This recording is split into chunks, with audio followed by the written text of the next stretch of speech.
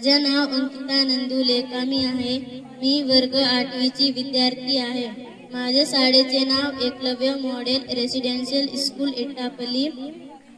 मी बिरसा मुंडा यांची कहाणी सांगते। कथेचे शीर्षक मानवी सहजीवनातील आनंद।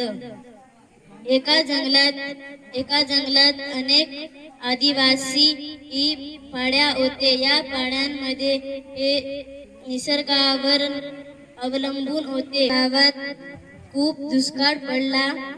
बिरसाला गावातले माणसाने सांगितले आणि बिरसा मुंडा यांनी नदीच्या उगमाजवळ गाळ काढले।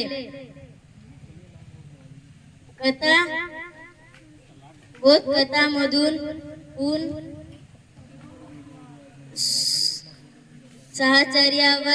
सहकार्यावर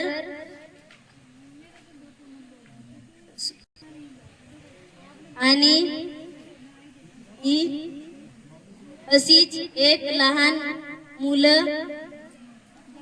अशीच एक कथा एका लहान मुलाची होती, ज्याचे नाव बिरसा होते।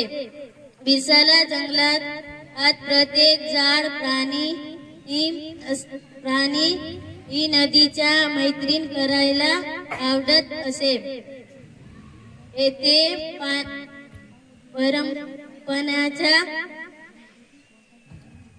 पाण्याचा दुष्काळ पडला। सगळे लोक चिंतेत होते। धन्यवाद।